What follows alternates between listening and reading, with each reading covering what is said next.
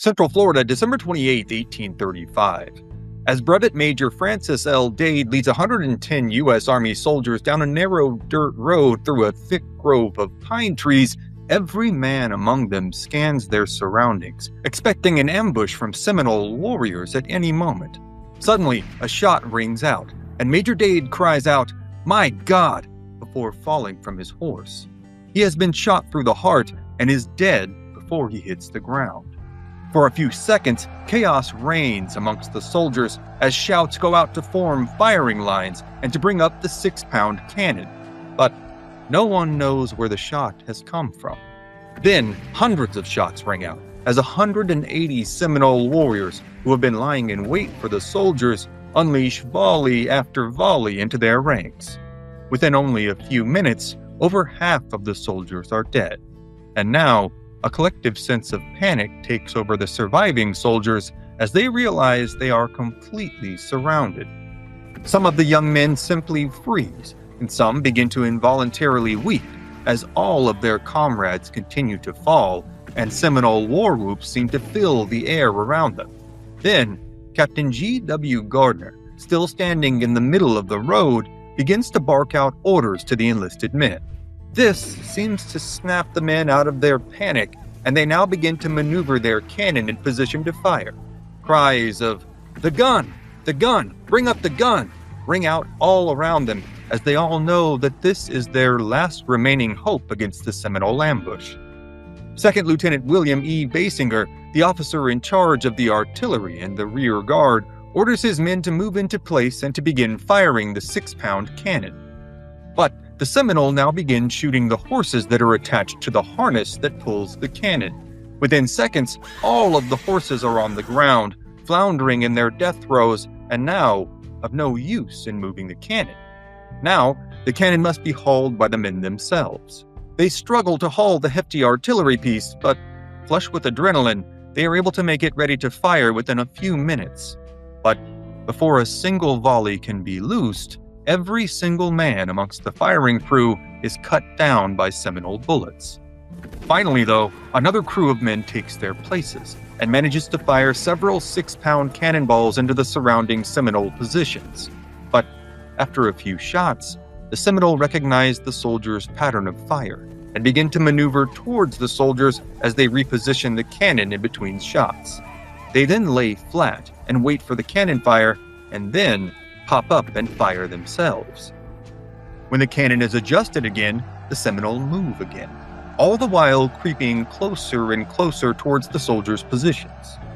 Seeing the Seminole now closing in on them, Lieutenant William E. Basinger orders the men to switch from the 6-pound cannonballs to canister shot. Essentially a giant shotgun shell made to spray an advancing enemy with hundreds of rounds of smaller shot. Now, as the Seminole warriors are met with these unavoidable projectiles, they finally break their lines and make a retreat back to the tree line of taller pines. As their warriors move towards cover, their three chiefs exchange pensive glances. They are Oteamathla, Micanopy, and Alligator, veteran warriors and trusted men whom the Seminole have elected to lead this attack. Conspicuously absent is Chief Osceola, perhaps the most widely respected warrior amongst the tribe. Osceola had been one of a number of Seminole warriors who had been arrested under the order of local Indian Affairs agent Wiley Thompson, who had attempted to force the chief to validate the Treaty of Payne's Landing. Osceola had vehemently refused, objecting to the conditions of the treaty, which would see the Seminole forced westward and out of their traditional homelands. Osceola had eventually been released, and much to his consternation, the treaty would be signed by several other Seminole chiefs on May 9th of 1832. But regardless of this, Osceola had made up his mind to exact his revenge upon the local white settlers for his mistreatment at their hands. It was, in fact, Osceola who had lit the proverbial fuse that had started the ongoing troubles, as he and his band of warriors had actually begun their reign of terror by robbing and murdering a much-beloved Seminole named Charlie Amathla, who had chosen to be loyal to the Americans. They had continued raiding through Central Florida, seizing and holding the territory that lies between Fort Brooke and Fort King. On December 18th, Osceola and his band of marauders had held up a train south of Gainesville, Florida. In the process, he and his 80 Seminole warriors had managed to kill or wound 14 Americans. But now, he is nowhere to be found. However, despite their respective ranks, all three chiefs know that they can do nothing to stop this retreat. Under the Seminole rules of warfare, each warrior fights as an individual, on a volunteer basis. They each have their own reasons for being here, and they have no obligation to the same unwavering obedience as do the American soldiers. So, Oteamatla, Micanopy, and Alligator now follow the Seminole line of retreat, moving back behind the cover of the surrounding thick pine groves. However, once they are out of sight of the Americans, Chief Alligator begins to harangue the fleeing Seminole warriors, admonishing them that this is likely their one and only chance to break the American government's will for expansion into Seminole lands. A lengthy debate ensues between himself and the younger warriors, who insist that they have already secured a sizable victory. After nearly an hour of animated discussions, Alligator bookends this conversation with another lengthy rallying cry to his men. Some of you say no. Are you drunk or sick or women to be afraid of a few white men? Have we forgotten why these soldiers are here? They are here to take our land, our homes, our lives. They will enslave our blacks. They will come to round us up like cattle, pigs, to put us on their boats and send us to the western land. This is our land. We did not come here today to leave it, but to fight for it. So let us kill these soldiers. Let their death carry the message to the great Washington Miko, the great father, Andrew Jackson, that though he may despise us for being Indian, for being Seminole, he must still look upon us as men. Go back and kill them all. Just as Alligator is finishing this lamentation, more Seminole warriors begin to arrive from the surrounding villages, eager to participate in the fight. Finally, the warriors reach a consensus. They will reconvene the attack and kill all of the American invaders once and for all. But now they are about to find a far more entrenched enemy than they had first encountered. For while the Seminole have spent well over an hour debating whether to attack or to retreat, the Americans, under the charge of Captain Gardner, have been fortifying their position. Gardner, nicknamed the God of War by his West Point classmates, has ordered some of his men to cut down several of the surrounding pine trees, while others scour the battlefield for wounded. The felled pine trees are then stacked into a triangular barricade, and the wounded are painstakingly dragged inside. The cannon is then positioned on the northern corner of the triangular barricade. Under Gardner's leadership, some of the young troops begin to feel a spark of hope that perhaps they can hold off the Seminole attack and, just maybe, they can come out of this situation alive. Then, they hear the war cries of the Seminole. Now, there are even more warriors. But still, the men heed the orders of Gardner, who resolutely barks out commands to aim, fire, and reload the cannon. Again, caught in a hailstorm of canister fire, the Seminole attack is momentarily paused, only to again be redoubled with even more ferocity. As bullets and arrows now poured to the cramped confines of the ad hoc fort, Captain Gardner continues to command his men, seemingly unbothered by the enemy's fire. Meanwhile, as all of this is taking place, the conspicuously absent Osceola is, in fact, leading a raid of his own, striking Fort King itself. Though he deeply wants to be present for the massacre of Dade and his column of men, he has decided that he must first settle a personal score with his former jailer at Fort King, Indian Affairs Agent Wiley Thompson. He and several of his men have taken up positions outside the walls of the fort, waiting for Thompson to venture out into the open on his daily walk. After hours of waiting, Osceola finally spots Thompson and, in short order, he orders a volley to be loosed towards the officer. Moments later, Thompson falls to the ground dead, stricken by 14 bullets. Before the soldiers of the fort can mount a defense, Osceola's warriors swarm upon Thompson's body and slice off his scalp before hurriedly disappearing back into the tree line. Here, the scalp is cut into small pieces and divided up amongst the warriors. And now, Osceola, having exacted his revenge, heads south with his warriors in tow, rushing towards the site of the ambush on Dade and his men. Back inside the flimsy walls of the improvised fort, the surviving army soldiers fight on, still under the command of Captain Gardner. But now, they no longer have the advantage of their cannon, and they are nearly entirely out of ammunition. Still, Captain Gardner continues to command his young troops, directing their fire and giving them at least some small measure of hope. Then, suddenly, in the midst of barking out one of his orders, Gardner is struck several times in the torso. Mortally wounded, he stumbles to a tree at one of the corners of the fort, where he collapses into a seated position. With his terrified soldiers looking on, he utters his last words. "I can give you no more, my lads. Do your best," before he slumps to the ground, dead. Now, command falls to Lieutenant Basinger, who gallantly attempts to turn his young troops' attention back to the oncoming Seminole attack. But minutes later, a Seminole bullet tears through both of Basinger's legs, sending him careening to the ground and leaving him completely immobilized. Now, all of the Americans left know that the end is near. They are greeted by the horrifying sight of Seminole warriors in their full regalia overrunning their position and cutting them down one by one. Within minutes, the Seminole have killed every single one of the American soldiers. Or so it would seem. Under strict orders from their chiefs forbidding the warriors to loot anything more than weapons off of the fallen soldiers, the Seminole begin to rifle through the American bodies that litter the ground. As they do so, they are shocked to see 4 American soldiers spring up, still alive.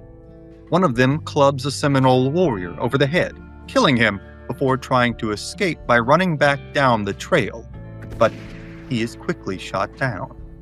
One begins to beg for his life, but he is also shot down. The other 2 manage to escape into the tree line. Both of them know that they are now running for their lives. They are Privates Ransom Clark and Ewan DeCourcy. Though they manage to carry on for a day and a half, they are soon tracked down by a group of Seminole warriors. Here, they decide to split up, and DeCourcy runs in one direction while Clark takes an opposite route. Clark has been severely wounded and has only managed to escape through the adrenaline that now courses through his body. As he struggles forward, growing weak from loss of blood, he suddenly hears a gunshot. He knows what this means. His fellow soldier, the only other survivor of the battle that he knows of, has been killed. And now, Clark knows that he is next. But he is too injured to move quickly, and as he hears the hoofbeats of the Seminole horses heading his way, he assumes that he is a dead man. Moments later, a Seminole warrior riding a fleet-footed pony emerges from the surrounding brush, heading straight for Clark. But just as he reaches Clark, he lets out a vociferous war cry, and then wheels his horse around and rides away. Clark at first thinks that this is a ruse, merely a way to torture him with fear before finally killing him. But the Seminole does not return. Clark now sinks to his knees, nauseous with adrenaline, and mutters a quiet thanks to God for his miraculous survival. However, Clark is still in great danger. He is stuck in the middle of nowhere, surrounded by Seminole warriors, and now he is all alone. He faces a choice. He can either retrace the route that the army has traveled in on, taking a longer route back to Fort Brooke, but one that might take him away from the Seminole, or he can take the shorter route to Fort King through the very heart of Seminole territory. He decides to make his way back to Fort Brooke, beginning his arduous journey, step by painful step, all while keeping a constant lookout for more Seminole warriors. Meanwhile, the Seminole warriors themselves have coalesced in a camp not far from the site of the battle. Much to their delight, Osceola and his warriors have just arrived, too late for the battle, but happy with the success of the day. He informs them that he too has achieved a great victory, with his killing of Wiley Thompson at Fort King. A swell of victorious war cries now rises into the air, as the Seminoles see this not only as a great victory, but a sign of a great revival for their people. After many years of mistreatment and subjugation at the hands of the United States, and after their devastating loss in the First Seminole War, many of them believe that this is a sign from their gods that the Seminole will soon reign again in Florida. Meanwhile, it will be a full 3 days after the battle that guards on duty at Fort Brooke will spot the beleaguered figure of Private Ransom Clark as he limps towards the fort, clearly in great distress. Clark is quickly brought inside the fort where his wounds are treated while he recalls the horrifying events of the massacre. This is the first news that the men of Fort Brooke have heard of this attack, but few among them are surprised.